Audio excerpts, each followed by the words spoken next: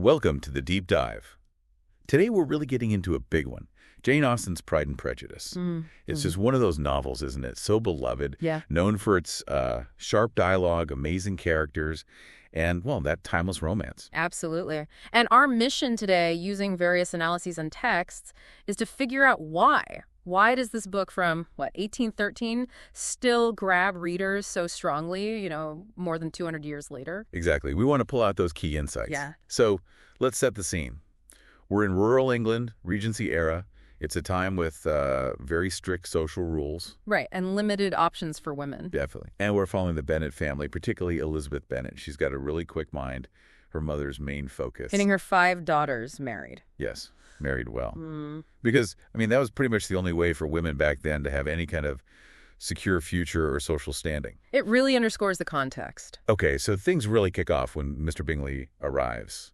Rich, nice guy. And he brings his friend, Mr. Darcy. Proud, maybe a bit standoffish. And Elizabeth's first take on Darcy is, well, not good.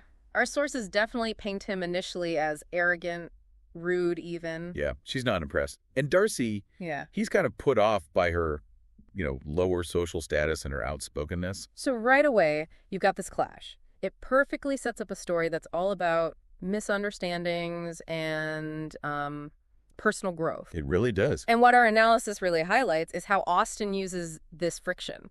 It's about the danger of pride and prejudice clouding your judgment. That's the central theme, isn't it? Absolutely. Darcy's pride makes him blind to Elizabeth's good qualities, her intelligence. And her prejudice, her initial judgment, stops her from seeing who Darcy actually is underneath that reserved exterior. So both of them really have to face their own flaws. Yeah, before they can actually appreciate each other. It's a journey for both. And it's not just about them, is it? Our research really brings out the tough situation for women, the constraints around marriage. It was so limited. Women didn't have independent rights, really. Marriage wasn't just romance. It was fundamental for survival. Financial security, social acceptance, everything. Which makes Elizabeth even more remarkable. Exactly. Our sources point this out strongly. Her message of self-worth, she turns down marriage proposals. Even ones that offer security. Right. From men she doesn't respect. It was pretty radical then. She's essentially saying mutual respect matters more than just money or status. That's such a powerful part of the novel. And speaking of status, class is just everywhere, driving the drama. Oh, completely.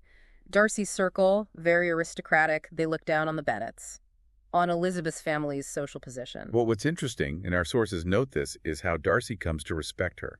Her honesty, her spirit. Yeah, that respect starts to bridge the class gap. It actually challenges the whole social structure they live in. Okay, let's talk characters for a second. Elizabeth Bennet. She's just fantastic, smart, lively, won't be pushed around. A truly modern-feeling heroine, even now. And Mr. Darcy, he starts off as this, symbol of aristocratic pride. Very much so. But he grows. He changes into someone with real honor, real integrity, more, humble. The transformation is key. And the supporting characters, we can't forget them. Yeah. Mrs. Bennet's obsession with marrying off her daughters, it's almost funny, but also... A bit desperate, yeah. Yeah. Adds social commentary, though. It does. And Mr. Bennet with his dry wit, Mr. Collins. Oh, gosh, Mr. Collins. So pompous. Hilariously so. He's like a walking critique of the absurdity of some social conventions. Austen's characters are just so vivid. So... thinking about all this, our deep dive sources, why does Pride and Prejudice still feel so, relevant, so modern? Well, a key insight seems to be its focus on themes that just don't get old, universal stuff. Like what specifically? Like choosing a partner who actually respects you, standing up for yourself, for who you are, and maybe most importantly, learning to look past first impressions. Those are challenges everyone faces, right? Yeah. In any time period.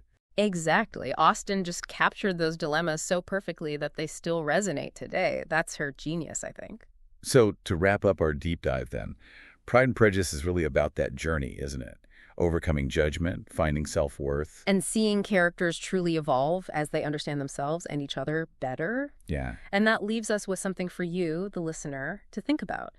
How does reading Pride and Prejudice, or even just thinking about it now, challenge your own first judgments? Good question. And what does it maybe reveal about how powerful personal growth can be in, any relationship, in your own life? Definitely some food for thought there.